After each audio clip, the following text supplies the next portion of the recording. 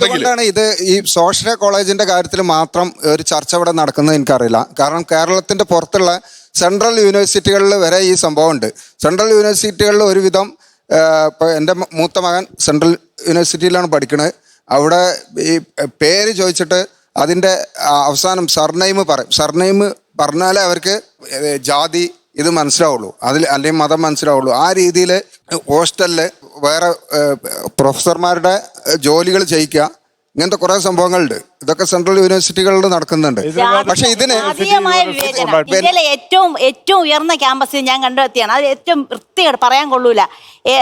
അവിടെയുള്ള ഓരോ ശർമ്മമാരും അതുപോലെ മുഖർജി, മാനർജി അങ്ങനെയുള്ള ഈ ബ്രാഹ്മണിക് പോലുള്ള ആൾക്കാരെന്തെന്ന് പറയാം, രാവിലെ ഹോസ്റ്റലിൽ വാഷ്റൂമിൽ പോയിട്ട് അവർ അപ്പിയിട്ടിട്ട് അത് ഫ്ലഷ് ചെയ്യാണ്ട് പോയിട്ട് തിരിച്ച് അവിടെ വൃത്തിയേടാക്കും. അത് തിരിച്ചു വരുന്നവൻ ചോദ്യം ചെയ്യും. അങ്ങനെ ചോറിലിട്ട് അടിക്കാൻ വേണ്ടി, ഞാൻ വിദ്യാർത്ഥി നേതാവൊന്നുമല്ല, പക്ഷെ ഞാൻ എൻ്റെ 5 വർഷത്തെ ഡൽഹി ജീവിതത്തിൽ ഞാൻ കുട്ടികളെ സംഘടിപ്പിച്ച് ചൂരിലിട്ട് അടിക്കാൻ പറഞ്ഞു. സത്യം, ചൂരിലിട്ട് അടി. അങ്ങനെ ഞങ്ങൾ കാത്തു നിന്ന് അടി കൊടുത്തിട്ടുണ്ട്.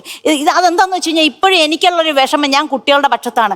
കുട്ടികളെ സ്വാശ്രയ മാനേജ്മെൻ്റ് ആയാലും കുട്ടികൾക്ക് ജനാധിപത്യവും സ്വാതന്ത്ര്യവും അവർക്ക് വേണം. അതാണ് ഭാവിയിലെ പൗരന്മാരെ വാർത്തെടുക്കാനായിട്ട് ഇത്തരം കാര്യങ്ങൾ, വെറും കുറേ ആളുകൾ ഉണ്ടാക്കി വെച്ചിരിക്കുന്ന അക്കാഡമിക്കായുള്ള കാര്യങ്ങളിലും മാത്രം ശ്രദ്ധിച്ചിട്ട് കാര്യമില്ല. അതുകൊണ്ടാണ് ഇവിടെ പറഞ്ഞു എന്തുകൊണ്ട് 80-ക്കാവുന്നില്ല.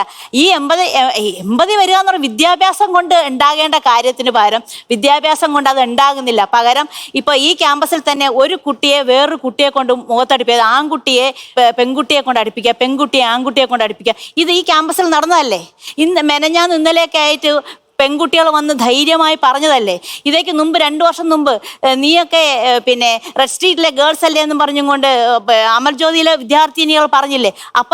അപ്പോഴൊന്നും ആർക്കും ഒന്നും പറഞ്ഞില്ല.